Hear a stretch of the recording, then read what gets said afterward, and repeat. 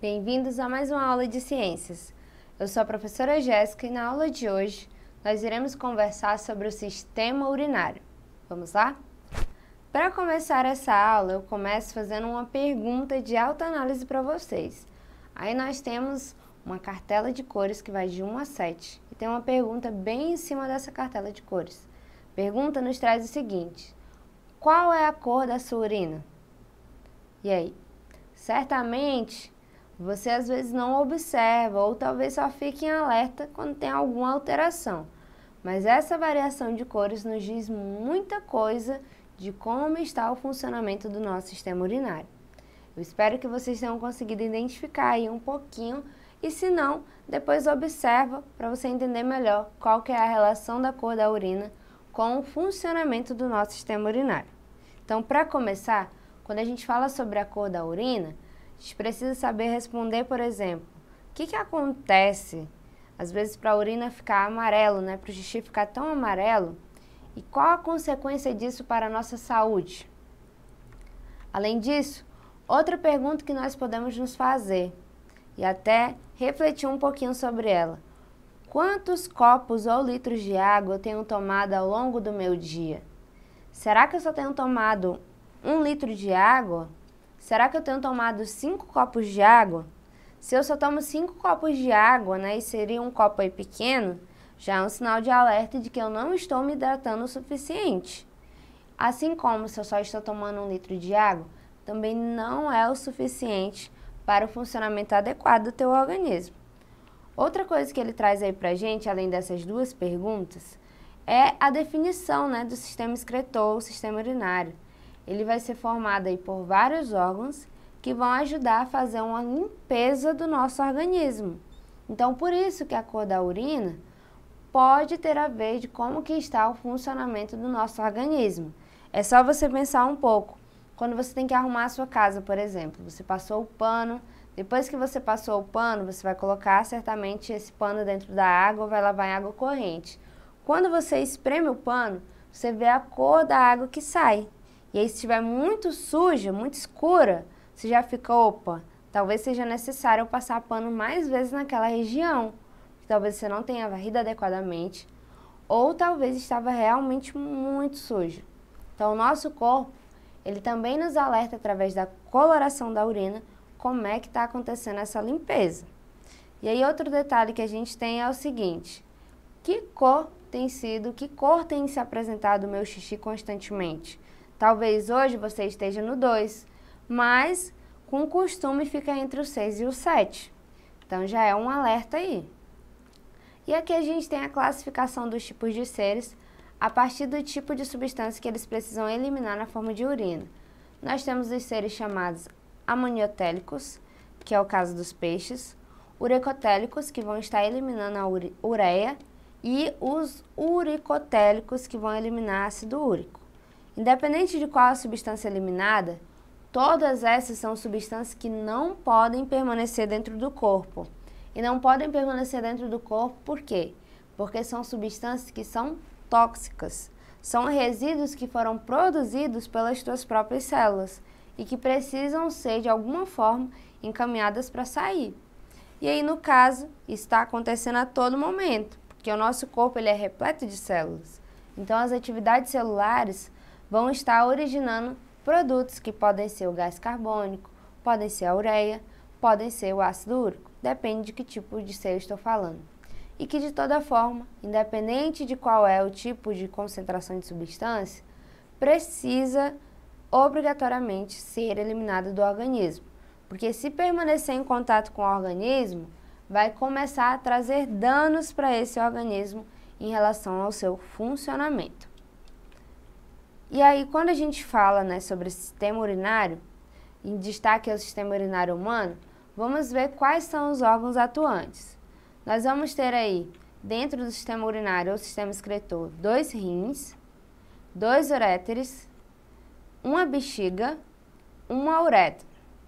Todos esses são de suma importância, tá? E a gente vai ver agora um pouquinho da função de cada um deles.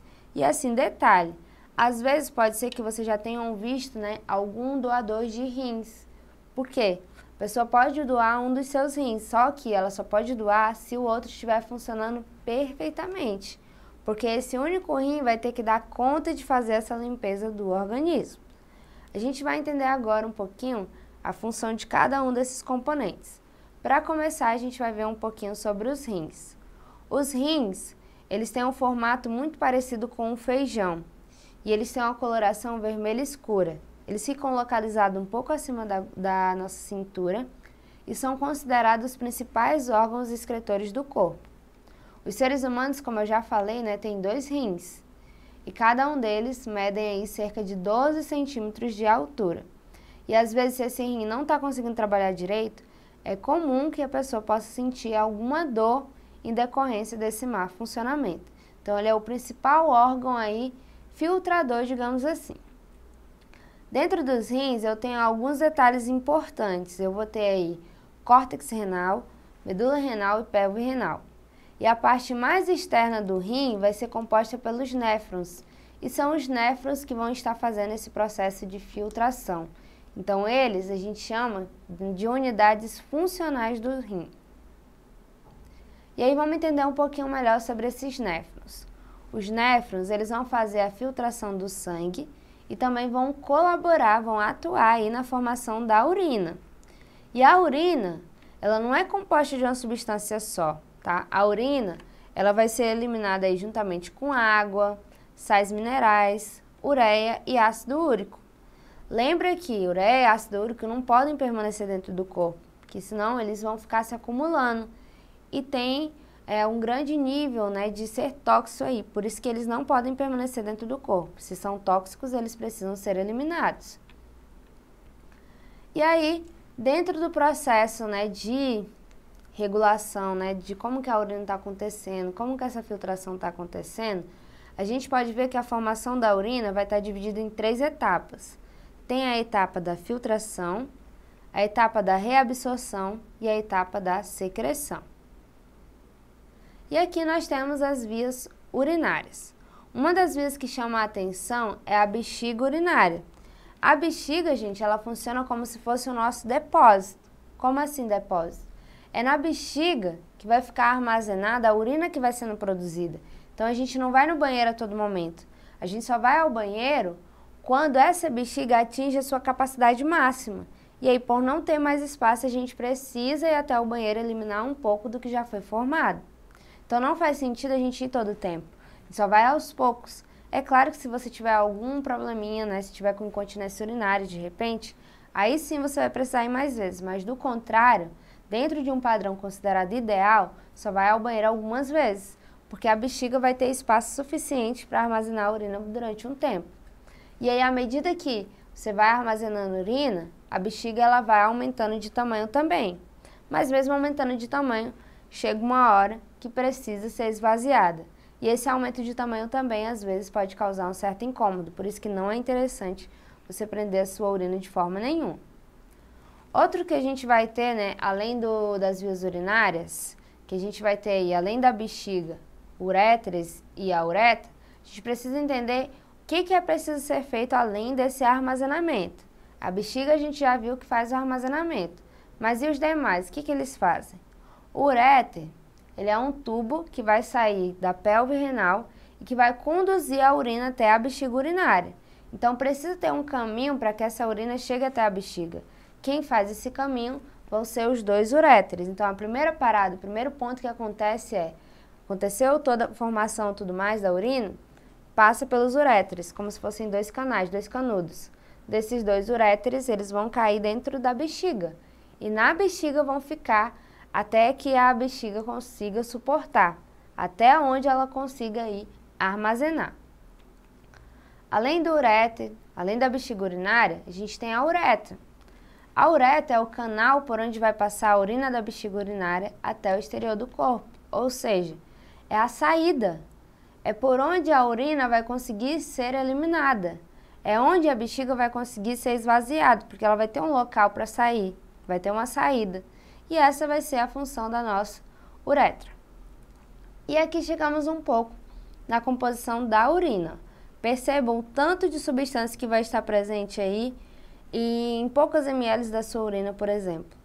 E aí o que vale destacar? Aproximadamente 91 a 96% da nossa urina é composta de água. Por isso que se a urina estiver muito escura, significa que você está fornecendo uma baixa quantidade de água para o funcionamento do teu corpo, funcionamento dos teus rins. Se você está oferecendo pouca água, não tem como a sua urina, não tem como o seu xixi ele sair numa forma mais clara, ele vai sair mais escuro, que vai estar carregado de sais minerais e de outras substâncias como ácido úrico. E aí, outros elementos além da urina, além da água que forma a urina, nós vamos ter aí sais orgânicos e resíduos sólidos que foram dissolvidos na água. E um dos componentes que vai ser bastante eliminado também vai ser a ureia. É claro que a depender do seu tipo de alimentação, a depender do tipo de bebida que você consome, pode ser que em alguns momentos haja um estímulo de proteção de urina. Por quê? Se há uma produção de urina em maior escala, significa que talvez você tenha ingerido aí alguma substância diurética. E aqui a gente tem a urina como indicador. Como assim um indicador? Indicador da nossa saúde, como eu venho falando para vocês. Se a urina estiver muito amarelada e além desse amarelo em evidência, estiver com um cheiro forte, significa que você precisa ingerir mais água no seu dia a dia.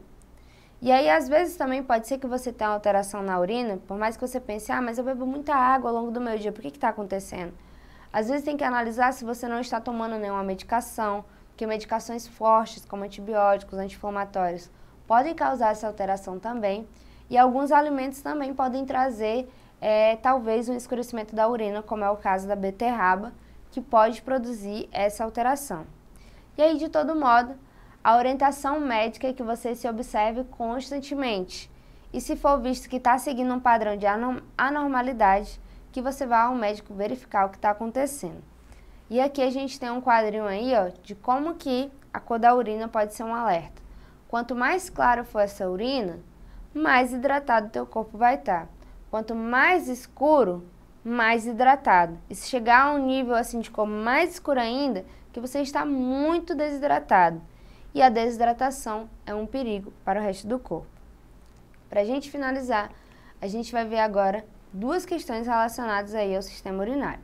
Primeira questão, a gente tem o seguinte: qual das alternativas abaixo contém apenas órgãos do sistema urinário? Ou seja, qual alternativa apresenta apenas órgãos que a gente conversou? Letra A, rim, uréter, útero e bexiga. Letra B, rim, uréter, bexiga e intestino delgado. Letra C, rim, fígado, bexiga e uretra. Ou letra D, rim, uréter, bexiga e uretra. E aí, quais são os órgãos que estão presentes no sistema urinário? Nesse caso, nós estamos falando da letra D, rim, uréter, bexiga e uretra. Lembra que os rins vão fazer o processo de filtração. O uréter, vai ser para onde essa filtração vai ser encaminhada. E aí o uréter vai terminar na bexiga, é onde ele vai ser conduzido, Vai conduzir essa urina para dentro da bexiga, que vai funcionar como um depósito de armazenamento. E aí, quando esse depósito estiver cheio, a urina que estava armazenada ali na bexiga vai sair através da uretra. E aí, a próxima pergunta e última que nós temos é a seguinte: os rins artificiais são aparelhos utilizados por pacientes com distúrbios renais. A função desses aparelhos é, letra A, oxigenar o sangue desses pacientes, uma vez que a menor quantidade de gás oxigênio é liberada em sua corrente sanguínea. Letra B, nutrir o sangue desses pacientes, uma vez que sua capacidade de absorver nutrientes orgânicos está diminuída. Letra C, retirar o excesso de gás carbônico que se acumula no sangue desses pacientes. Ou letra D, retirar o excesso de íons e resíduos nitrogenados que se acumulam no sangue desses pacientes. E aí? Nesse caso, gente, a função principal dos rins artificiais aí, no caso, vai ser retirar o excesso de íons e de resíduos nitrogenados. Porque lembra que esses resíduos nitrogenados não podem ficar acumulados dentro do corpo, porque senão eles se tornam elementos extremamente tóxicos, tá? Então essa foi a nossa aula de hoje. Espero que vocês tenham entendido. Você pode acessá-la mais vezes na plataforma Eduque. Até a próxima aula.